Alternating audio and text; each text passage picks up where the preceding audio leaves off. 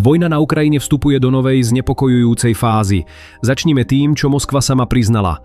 Šéf ruskej korporácie pre atómovú energiu Aleksej Lichačev nedávno odhalil, že Vladimír Putin osobne dohliada na vývoj zbraní, aké svet ešte nevidel. Prezident Putin osobne dohliada na vývoj zbraní založených na nových fyzikálnych princípoch, povedal Lichačev. Čo presne sa za týmito slovami skrýva, to Moskva neprezradila. Ale jedno je jasné, Rusko sa zbrojí a jadrová karta, tá stále leží na stole. Bývalý prezident Dmitrij Medvedev nedávno otvorene pohrozil reálnou možnosťou jadrovej apokalypsy. Nie všetci v Moskve hovoria rovnako. Veľvyslanec Andrej Belousov takéto špekulácie ostro odmietol. No pravdu o tom, prečo Kremel tieto hrozby vôbec vyslovuje, prezradila výskumníčka z Harvardovej univerzity Mariana Budierinová. Od začiatku vojny sa Kremel silne spoliehal na jadrové hrozby, aby vystrašil Západ a zmrazil jeho vojenskú pomoc Ukrajine. Kým však Moskva straší, na fronte sa jej nedarí. Podľa analýzy agentúry AFP a Amerického inštitútu pre štúdium vojny, Rusko v apríli poprvýkrát od júna 2023 stratilo viac územia, než získalo. Medzi marcom a aprílom prišlo o zhruba 120 štvorcových kilometrov. Ukrajinskej armáde sa naopak podarilo postúpiť v Záporožskej, Charkovskej aj Doneckej oblasti a získať späť asi 40 štvorcových kilometrov. Ruský postup brzdí výpadok prístupu k systému Starlink, koordinované protiútoky Ukrajiny, ale aj prosté jarné počasie.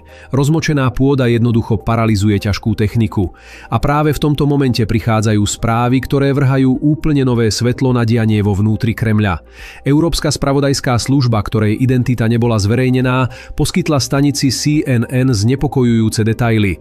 Putin od začiatku invázie trávi celé týždne v bunkroch, najčastejšie v Krasnodarskom kraji pri Čiernom mori. Jeho rodina prestala navštevovať bežné rezidencie. Kuchári, ochrankári aj fotografi nesmú cestovať verejnou dopravou a môžu používať iba telefóny bez internetu. Návštevníci sú preverovaní dvakrát.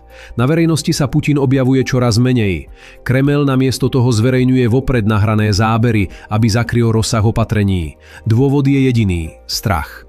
Kremel sa obáva sprisahania, prevratu, ale aj dronového atentátu zo strany vlastnej politickej elity, uvádza správa. Odstavený exminister obrany Sergej Šojgu je dokonca priamo spájaný s rizikom prevratu. Vraj si stále zachováva silný vplyv vo vojenskom velení.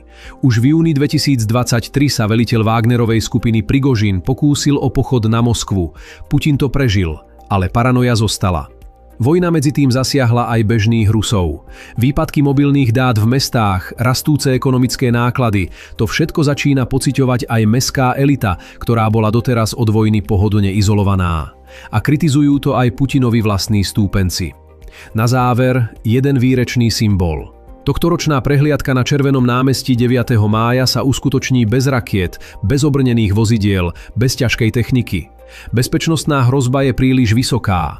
Rusko síce vyhlásilo prímerie na 8. a 9. mája, no Zelenský odpovedal po svojom. Vyhlásil vlastné, skôr. Veríme, že ľudský život má oveľa väčšiu hodnotu ako akékoľvek oslavy výročia, odkázal svetu. Vojna pokračuje. Putin sa ukrýva. A zbrane budúcnosti sú vraj už na ceste.